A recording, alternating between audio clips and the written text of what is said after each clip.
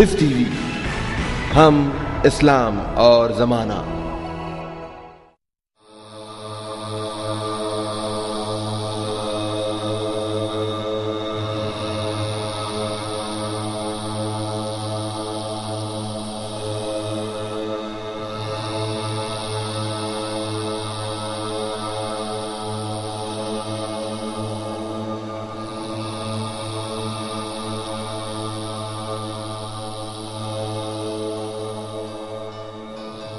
پھر بلبلے حضرت امیر آیا ہے، جبریل امی کا ہم سفیر آیا ہے، جو روئے گا لکھ دے گا اسے خط نجات، سرکار حسینی کا دبیر آیا ہے۔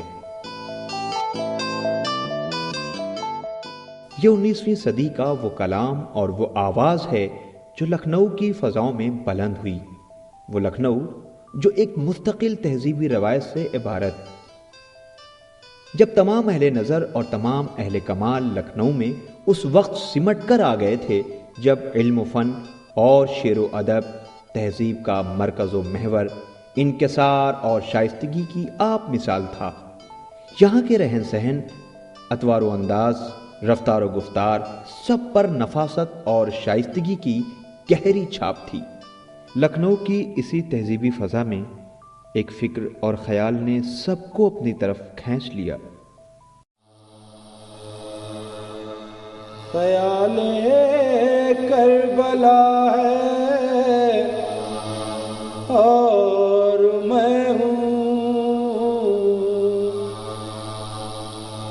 بہشت جافزا ہے اور میں ہوں۔ یہ پرواز تخیل تھی مرزا سلامت علی دبیر کی، جن کا شعری سفر کمسنی سے شروع ہوا، یعنی محض 11-12 سال۔ یہی وہ عمر تھی جب ان کے شعری سفر کا آغاز ہوا۔ شروعات میں ان کا وسیلہ اظہار غزل اور ربائی بھی رہی۔ قبلہ کی جانب ہو تو دل سوئے علی۔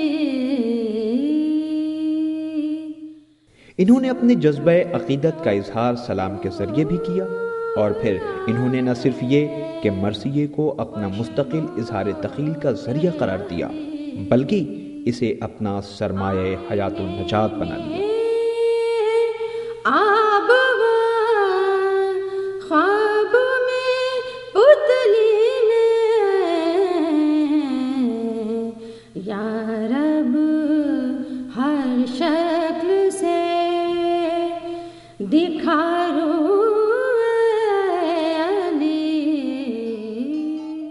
شمالی ہند میں مرثیہ نگاری کی ایک طویل تاریخ نہیں ہے، اور ظاہر کہ یہ مرثیہ جسے صرف مرثیہ کہتے ہیں، یہ عربی سے فارسی میں اور فارسی سے جنوبی ہند سے ہوتے ہوئے شمالی ہند پہنچا، اور مرزا سلامت علی دبیر اس کے نمائندہ مرثیہ نگار کہلائے۔